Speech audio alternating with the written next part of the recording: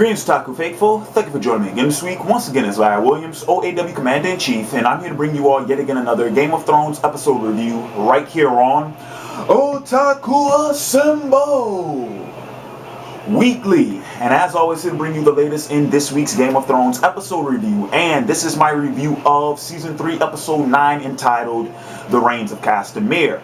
Now, before I jump into this week's review, I want to take this time to thank the handful of my viewers, who left comments on either the OAW YouTube channel or the OAW Facebook page, inquiring about my well-being. I'm not talking about people who asked where the review was. I'm talking about people who legitimately responded with, "Larry, are you okay?" Or, "Larry, I'm worried about you," or, "Larry, how are you doing?" Those handful of people, single digits, who sent those inquiries, I want to take this time to thank you. To the vast majority of you all who didn't inquire at all, okay, that's what I would expect. I mean, I'm just a guy with a camera. Not that my well-being means anything to you all. I mean, that's just a normal reaction.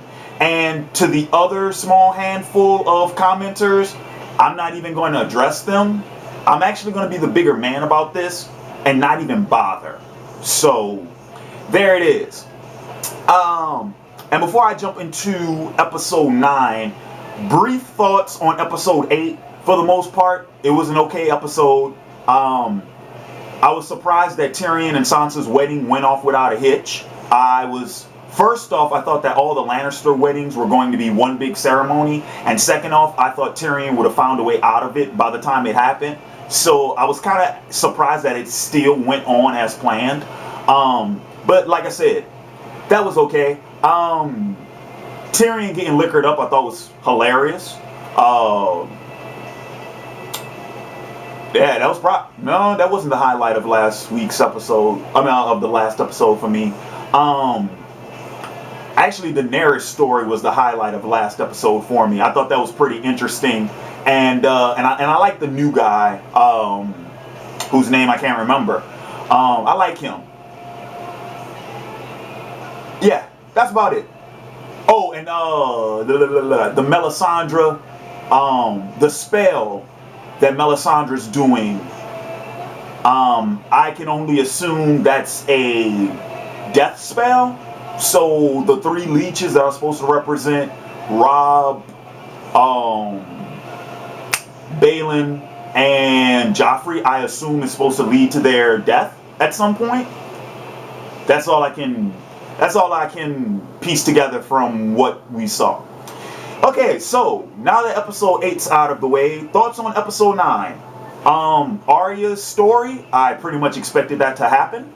And I don't really know what direction that's going to take now.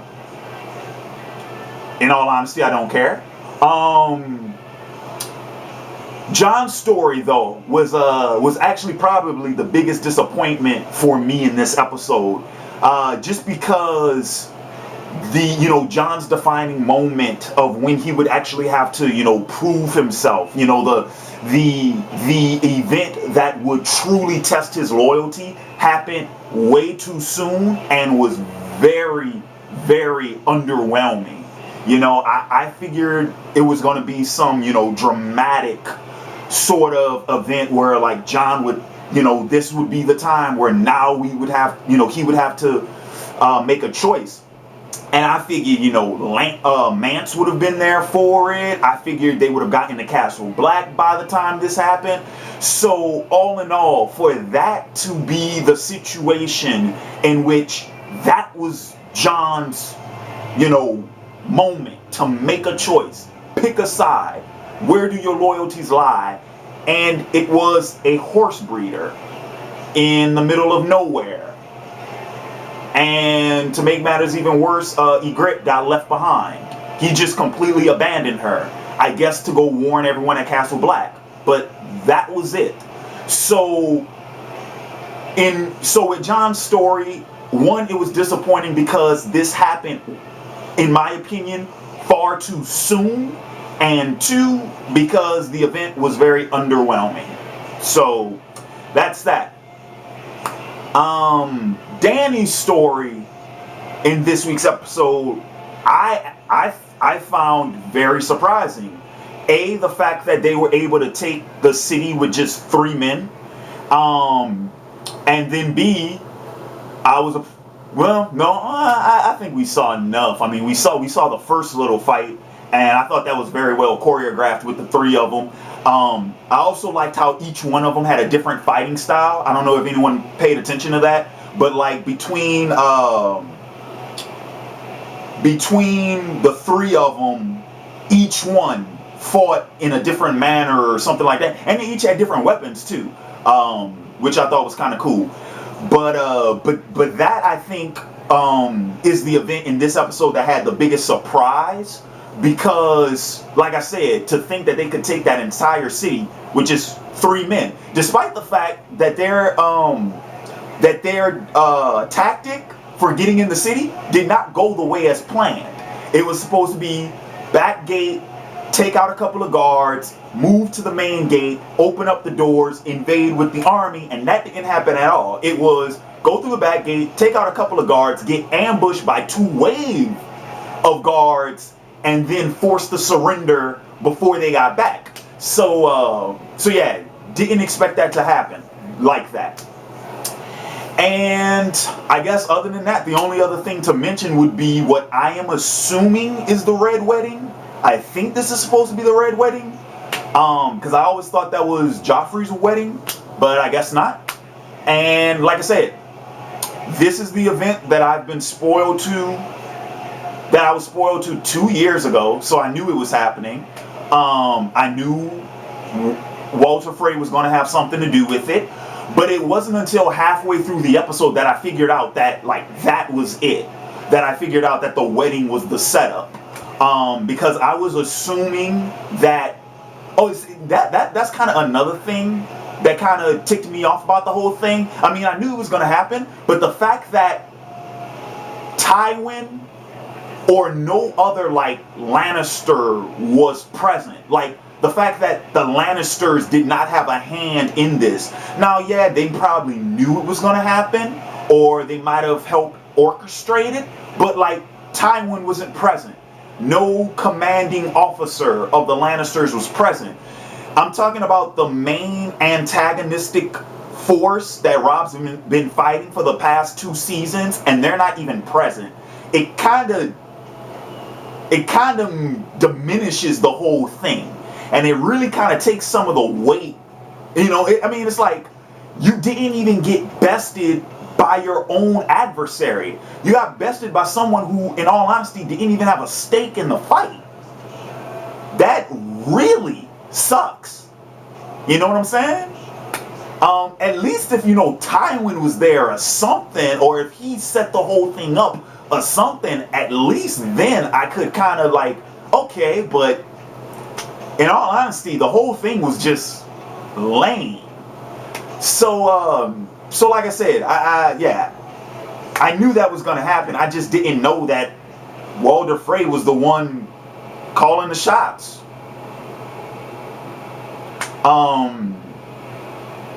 I will say though, they gave it away when Lord Bolton was there. They gave it away because we already know that he's trying to side up to the Lannisters with orchestrating Jaime's escort back to King's Landing.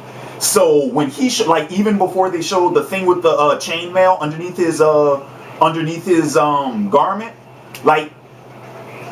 still just him being there, I already knew it was going down.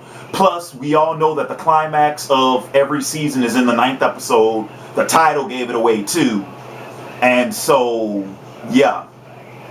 That's why I said this wasn't the biggest disappointing thing of the episode, because I already knew it was happening, and it wasn't the most surprising because I already knew it was happening.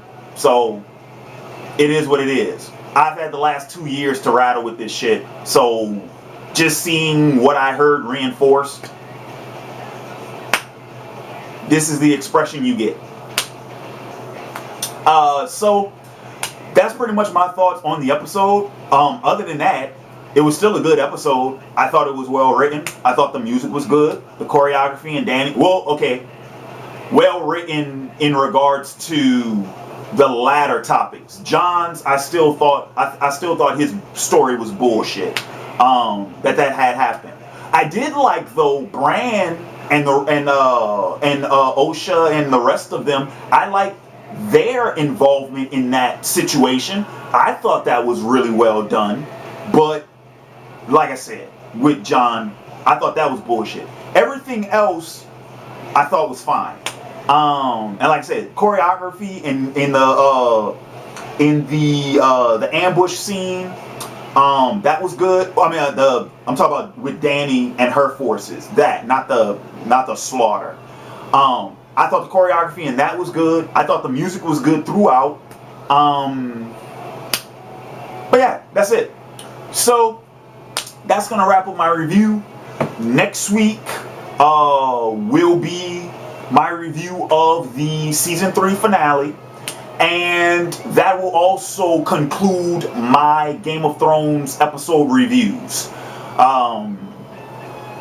I've actually been debating this all season long, and I'm at the point now where I don't have enough interest invested anymore to even continue watching the show, let alone review it. And that's also a give and take from the response that my videos get. The fact that the show that I am the least engaged in now is the one that gets the most views, but all the other shows that I am much more involved in and much more passionate about are the ones that get overshadowed and shafted. So just taking that in consideration too, I've decided that with the end of season 3 is going to conclude my Game of Thrones episode reviews. So all of that being said, there will also be an update video for what's going on my channel for this summer, for those of you all who actually follow my channel. And I mean, like, watch my videos, not just one segment. An update video for you all will be up next Monday. That'll be the day after the last Game of Thrones review goes up. That'll be up on the 10th, and that'll inform you all on what's going on with the channel for the rest of the summer and possibly throughout maybe the rest of the year. And with that being said, this has been Larry Williams, OAW Commander-in-Chief, signing off, and until next time, peace.